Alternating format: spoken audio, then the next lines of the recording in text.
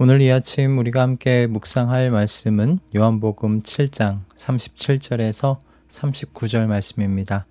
이 말씀 함께 읽고 오늘 이 아침 우리에게 주시는 하나님의 말씀의 은혜를 함께 나누도록 하겠습니다. 명절의 가장 중요한 날인 마지막 날에 예수께서 일어서서 큰 소리로 말씀하셨다. 목마른 사람은 다 나에게로 와서 마셔라. 나를 믿는 사람은 성경이 말한 바와 같이 그의 배에서 생수가 강물처럼 흘러나올 것이다. 이것은 예수를 믿은 사람이 받게 될 성령을 가리켜서 하신 말씀이다. 예수께서 아직 영광을 받지 않으셨으므로 성령이 아직 사람들에게 오시지 않았다. 아멘. 예수님께서 예루살렘에 올라가셨던 때가 그 초막절 절기가 행해지고 있었던 때였다는 것은 다들 잘 아시죠? 초막절은 이스라엘 백성이 그 수카라고 불리는 임시 숙소에 머물면서 자신들의 조상이 광야에서 하나님의 보호 아래 살았던 때를 기억하는 절기입니다. 하나님께서 40년 동안 백성들을 보호하시고 이들의 필요를 공급하셨지요. 의복과 신발은 닳지 않았고 배고플 때는 만나를, 목마를 때는 반석에서 물을 내어 주셨었습니다.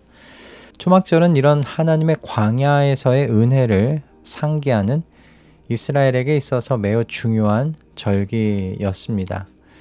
이 절기가 그런데 새 농사의 철에 진행되고 있어서 추수감사와 새 농사철의 계시를 축하하는 그런 의미도 함께 담고 있었어요. 그래서 이 기간 내내 제사장은 실로암 샘에서 물을 길어서 금병에 담아 성전 제단에 붓는 의식을 매일같이 치렀습니다. 그리고 마지막 날에는 이 의식을 굉장히 크게 치렀다고 해요. 이렇게 제단에 붓는 물은요, 비와 풍요를 기원하는 의미도 담고 있지만 무엇보다 광야에서 하나님께서 반석에 물을 내어주신 이 구원의 은혜를 기억하는 그런 깊은 의미도 가지고 있습니다. 예수님께서는 바로 이런 의미를 가지고 있는 초막절 물붓기 의식 중에 자신에게 오는 사람들은 하나님께서 공급하시는 생수로서 성령을 받게 될 것이라고 지금 가르치시는 겁니다. 과거에 광야 공동체가 하나님께서 반석에서 물을 내어주셔서 그들의 목마름을 해결해 주신 것과 같이 이제는 예수 그리스도라는 반석을 통해 성령을 주셔서 예수 그리스도에게로 나오는 사람들의 이 영적 목마름을 해결해 주시는 새 시대가 시작되었다는 것을 이렇게 말씀하신 거죠. 그런데 예수님의 말씀을 자세히 보시면 성령님의 역사는 예수 그리스도와 분리되지 않는다는 걸 알 수가 있습니다. 광야에서 하나님께서 이스라엘 백성에게 물을 주실 때를 여러분 한번 생각해 보세요. 물은 반석과 분리되지를 않습니다. 반석에서 물이 흘러나와 이스라엘의 목마름, 그 목마름을 구원하는 은혜의 구조였지요. 마찬가지입니다. 예수 그리스도라는 이 영원한 반석을 통하여 생수의 강으로 비유된 이 성령께서 성도 안에 오시는 거죠. 이런 관계를 생각해 봤을 때 성령의 주된 역할은 무엇일까요? 반석에서 나온 물이 이스라엘 백성들에게 어떤 역할을 했는지 생각해 보시면 도움이 되실 것 같아요. 반석에서 나온 물은 이스라엘 백성의 목마름을 해결해 주었죠. 하지만 이스라엘 백성이 이 물 자체에게 영광을 돌리고 이 물 자체를 숭배하지는 않았죠. 이스라엘 백성의 목마름을 해결해 준 물은 그들로 하여금 이 은혜를 베풀어 주신 이 목마름에서 구원해 주신 하나님을 찬양하고 영광 돌리도록 하는 역할을 했을 뿐입니다. 자, 이것을 그대로 예수 그리스도와 성령의 관계에 연결지어서 우리는 생각해 볼 수가 있어요. 예수님께서 목마른 사람은 다 나에게로 와서 마셔라 라고 말씀하시는 이유는 예수님이 이 샘물을 내시는 반석이 되시기 때문입니다. 영원한 반석이신 예수님 앞으로 나아오는 사람마다 이 반석으로부터 나오는 성령의 임재를 누리게 되기 때문이죠. 그러니 성령의 역사는요, 예수 그리스도와 분리될 수가 없습니다.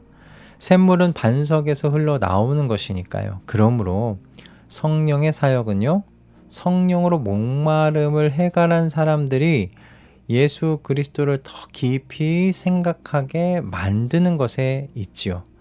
그래서 이 묵상이 나를 구원하시기 위해 그 영원 가운데 뜻을 세우시고 계획하신 하나님 아버지에게까지 다다르게 만드는 겁니다. 자, 여러분, 그렇다면 건강하게 성장하는 성도는 어떤 사람일까요?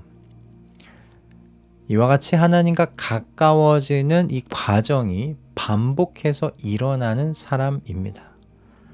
자, 그러려면 성도는 무엇을 해야 할까? 여러분, 예수 그리스도를 더욱 깊이 생각하시면 됩니다. 여러분, 하나님 아버지께서는 하나님의 아들이신 예수 그리스도를 반석이 되시게끔 정하셨어요. 하나님 아버지의 모든 뜻과 계획을 완전한 순종으로 실행하신 이 하나님의 아들께서 영원한 반석이 되셨어요. 그러니 목마름을 해결하려면 어디로 나아가야 하는가? 예수 그리스도께로 나아가야 하는 거예요. 성령에게로 곧바로 나아가는 것이 아닙니다. 예수 그리스도 반석에게로 나아가야 합니다. 이것이 바른 영적 순서입니다. 그리고 이것이 바른 신앙인의 태도입니다. 여러분, 예수 그리스도를 더욱 깊이 생각하실 수 있기 바랍니다. 그러면 하나님의 성령께서요, 성도 안에서 더욱 활발하게 역사하실 거예요. 성도가 영적 목마름 가운데 있지 않도록 하나님이 하신 일을 깨닫게 하셔서 하나님의 사랑과 은혜와 돌보심을 알아가게 만드실 겁니다. 여러분, 목마른 사람은 다 나에게로 와서 마셔라 라고 말씀하신 예수님의 말씀을 그대로 믿으실 수 있기를 바랍니다.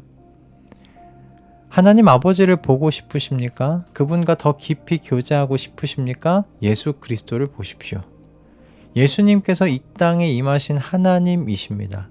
성령 하나님의 은혜의 임재를 더욱 깊이 경험하기를 원하십니까?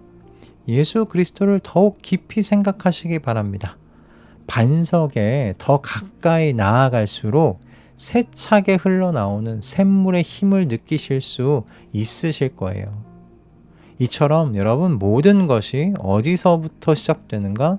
예수 그리스도에게서 시작됩니다.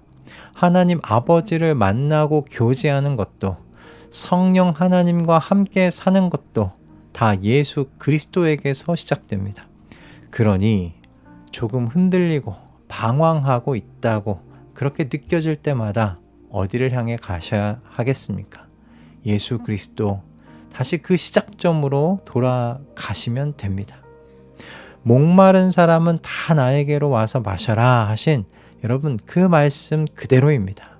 목이 마를 때마다 우리가 향해야 하는 곳은 영원히 샘물을 내시는 반석이신 예수 그리스도, 하나님의 아들이심을 믿습니다.